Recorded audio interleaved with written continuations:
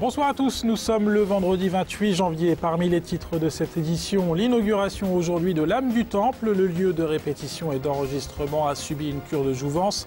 L'âme du Temple peut se targuer maintenant de devenir un studio semi-professionnel. Reportage à suivre. Nous irons aussi du côté d'Aix-en-Othe pour découvrir le PAT, le point accueil téléformation. Est-ce que ces points de formation à distance à destination des demandeurs d'emploi et des salariés fonctionnent bien dans l'Aube? La réponse dans le journal. Et puis du football avec l'Estac qui reçoit Metz demain à 15 h au stade de l'Aube. C'est la 21e journée de Ligue 2. Les Troyens 10e au classement doivent l'emporter face au 19e de la classe pour confirmer leur bon retour en forme. C'est l'occasion pour les groupes troyens de se faire une belle carte de visite musicale. Le studio d'enregistrement et de répétition, l'âme du Temple, a été inauguré ce matin dans la tête du bouchon de Champagne à Troyes. La structure est installée depuis 2 ans maintenant dans des locaux flambant neufs, des locaux désormais semi-professionnels. Reportage à l'âme du Temple, Marie Le Guillou. 200 mètres carrés de locaux entièrement dédiés à l'enregistrement et aux répétitions. C'est la bonne nouvelle de 2011 pour les musiques actuelles. Le projet est porté par l'association L'âme du Temple et soutenu par la mairie à hauteur de 10 000 € par an.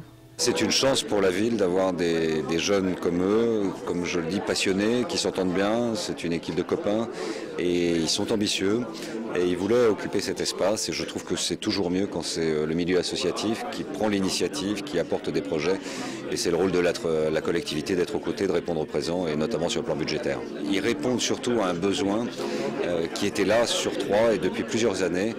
C'est une ville qui a évolué dans sa démographie, on a de plus en plus de jeunes, il y a de plus en plus de projets et une politique culturelle, pour qu'elle soit cohérente, elle doit répondre à toutes les demandes, tous les publics, quel que soit l'âge. On avait un manque sur Troyes, c'est indiscutable, notamment de la place des musiques actuelles dans la capacité d'enregistrer, de permettre à des jeunes groupes de se réaliser. Pour les membres de l'association, donner un accès à des studios de répétition, de création et d'enregistrement aux acteurs de la musique actuelle locale est l'aboutissement d'un travail de longue haleine. Ça fait déjà 5 ans que j'ai le rêve de mettre en place un vrai studio fonctionnel avec des vrais moyens techniques. Ce à quoi on aspire aujourd'hui, c'est que maintenant ça tienne la route, ça se développe, qu'il y ait de la fréquentation, qu'on équipe le studio de mieux en mieux et qu'on puisse accueillir des artistes et donner la chance aux artistes, de par notre travail, d'avoir un résultat satisfaisant. Et éventuellement, notre fierté, ça sera un jour de pouvoir avoir des artistes qui viennent ici et qui sont ensuite produits dans le commerce et qui tournent sur la plateforme nationale, on va dire. Le projet s'inscrit en cohérence avec la politique culturelle de la ville puisqu'elle a investi 2,5 millions d'euros dans la rénovation de la chapelle d'Argence. Le projet de salle des musiques actuelles est lui enterré. Aujourd'hui, la ville de Troyes, contrairement à une majorité de villes françaises, a décidé d'accueillir ces musiques actuelles en centre-ville. On est une ville qui a dépassé maintenant les 9 000 étudiants, on va bientôt atteindre les 10 000. Il faut que les jeunes trouvent un lieu d'expression et en même temps des lieux qui sont au centre-ville. Quand la chapelle va être équipée, on aura un lieu parfaitement étanche, ce qu'on appelle acoustiquement, c'est-à-dire qui ne produira aucune nuisance sonore. Et pour découvrir les nouveaux locaux de l'âme du Temple, les portes ouvertes auront lieu les 5 et 6 février prochains. On reste dans le bouchon de Champagne avec le périmètre du secteur sauvegardé en bonne voie pour être étendu. Aujourd'hui, 53 hectares sont concernés. La mairie souhaite étendre l'aire à tout le bouchon de Champagne, soit un total de 110 hectares pour protéger le patrimoine bâti. Les représentants de la municipalité étaient hier à Paris devant la Commission nationale du secteur sauvegardé. Écoutez Bertrand Chevalier, maire adjoint à Troyes en charge de l'urbanisme. Hier, avec monsieur le maire de Troyes, nous avons défendu la candidature de Troyes devant la Commission nationale du secteur sauvegardé pour à la fois réviser le règlement du secteur sauvegardé et à la fois d'étendre son périmètre. Et donc hier, la Commission nationale, qui est une instance importante avec des inspecteurs, avec des représentants des différents ministères, avec un collège d'élus constitué des principales villes en France où il y a un secteur sauvegardé, la Commission nationale nous a donné un avis favorable à l'unanimité, ce qui est important, et nous en sommes contents, pour engager les études pour d'ici 2 à 3 ans, finalement, avoir une cohérence entre finalement la caractérisation géographique du bouchon et à la fois l'application du règlement de son secteur sauvegardé. Et la procédure doit être validée par le conseil municipal d'ici 3 ans. La dernière extension du périmètre du secteur sauvegardé à Troyes remonte à 1975. Un PAT pour repartir du bon pied, direction Aix-en-Othe maintenant. Le PAT, le point accueil téléformation, a été inauguré hier par le président du conseil régional. Il s'agit d'un lieu dédié à la formation à distance, aussi bien pour les demandeurs d'emploi que pour les salariés. Le but est de développer l'offre de services, notamment en milieu rural. Les explications depuis Aix-en-Othe par Cyril Tavernet. Dans le département, 7 points accueil téléformation sont à la disposition des personnes en recherche de formation à distance. Grâce à cet outil, ils peuvent suivre des cours virtuels pour apprendre un métier. Cet accueil est un service de proximité, toujours situé en milieu rural, comme à Aix-en-Othe. Quand on a peu de moyens pour vivre et peu de mobilité, effectivement, ça c'est un axe prioritaire de la région que d'essayer de travailler sur l'égalité d'accès à la formation pour tous en tout point du territoire. Le point accueil d'Aix-en-Othe a été financé par la région à hauteur de 8 000 €. Il est installé dans la MJC. Depuis avril 2010, 8 personnes ont suivi une formation. En 10 mois, c'est peu. Le président du conseil régional s'avoue lui-même être surpris de cette faible fréquentation. C'est une surprise, certes. Peut-être, encore une fois, le travail n'avait pas-il été fait, ou peut-être tout simplement fallait-il inaugurer officiellement cette structure pour qu'elle puisse être ouverte au grand public. Les responsables de ce point accueil se justifient. Depuis avril, le site d'Aix-en-Othe est en expérimentation. L'an dernier, on était dans une année de transition, c'est-à-dire à la fois la région a souhaité qu'on développe le nombre de points d'accès à la formation, mais a également mis à disposition du public et des PAT un dispositif qui s'appelle le chèque formation et qui est un appui, un accompagnement financier à la formation à distance. Dans l'Aube, 150 chèques formation ont été accordés. Pamela en a bénéficié. Elle recherche un emploi. Grâce à cet outil, elle a maintenant un bagage en secrétariat. Elle a fait une formation de 3 mois. Impeccable.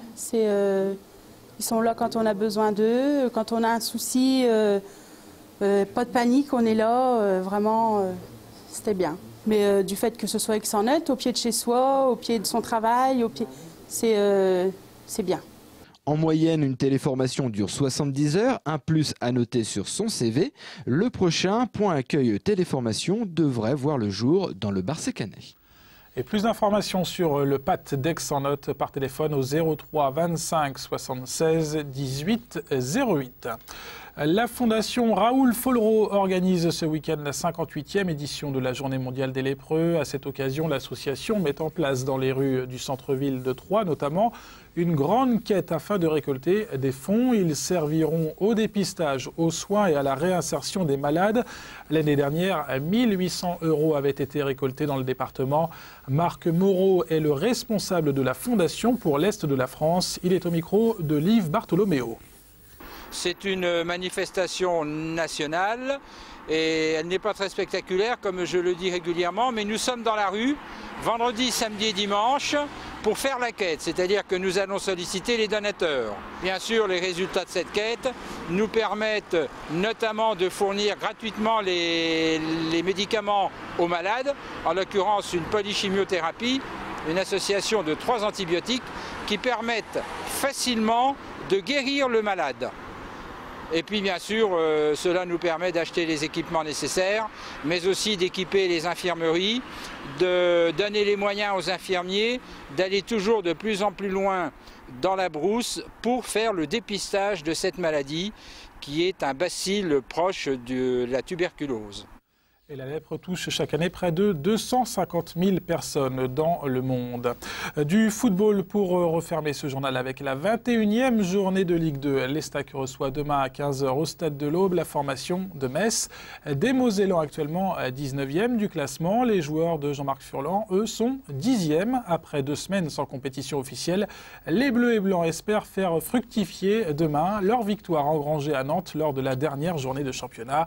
L'avant-match est signé David Mutel. Le 8 janvier dernier, le FC Metz éliminait l'Estac des 32e de finale de la Coupe de France. Un match catastrophique pour des Troyens qui avaient traversé la rencontre tels des fantômes. Une défaite qui n'avait pas manqué de les replonger dans la crise d'avant la trêve hivernale. On a raté notre match de coupe. Après, les conséquences, les questions qui étaient posées par l'environnement, c'était de savoir si, voilà, si la préparation était mauvaise, si l'équipe était moins bonne, parce que, rappelez-vous, on était sur 3 mois et demi sans victoire, donc on tire des conclusions hâtives. Depuis, heureusement, il y a eu la victoire contre Nantes, un match pas très abouti pour les joueurs de Jean-Marc Furlan qui ont surtout montré des vertus de solidarité. Pour ce match contre Metz, d'ailleurs, l'équipe ne devrait pas beaucoup évoluer par rapport à la formation victorieuse des Canaries. La question se pose de savoir si Mathieu Saunier est rétabli, donc est-ce qu'il récupère son poste dans l'axe où il y a une concurrence avec Vincent Carlier. Ensuite, voilà, Sébastien Grax est out, donc il est blessé. Donc effectivement, ça va changer un petit peu, évidemment. Ça va changer un petit peu parce qu'aussi Greg Bettiol est rétabli. Donc il va y avoir des modifications, oui, certainement. Mais pas d'une façon... pour être à peu près cohérent et pour faire des résultats, il ne faut pas changer complètement l'équipe qui a joué contre Nantes. Je ne crois pas. Ce n'est pas le fonctionnement de ce groupe, quoi. Il faut de la continuité. Jean-Marc Furlan n'a donc pas encore arrêté son choix, mais l'équipe pourrait s'articuler de cette manière avec 2 hommes à la récupération, dont Obadi, qui reculerait au profit de Marcos, alors que Psaume décalerait côté gauche pour laisser Grégory Bettiol seul en pointe. Metz devra en revanche faire sans son attaquant, Gested, qui avait posé beaucoup de problèmes en Coupe de France, ce qui amènerait les Lorrains à faire alors appel à Duhamel, l'ancien Troyen, qui ferait son retour au Stade de l'Aube à cette occasion. Et coup d'envoi de ce match entre l'Estac et Metz, ce samedi donc à 15 h au Stade de l'Aube. Voilà, c'est fini pour aujourd'hui. Tout de suite, c'est la météo avec Sandra Durupt. Lundi, Mathieu Mercier à la présentation du JT. Belle soirée à tous, bon week-end.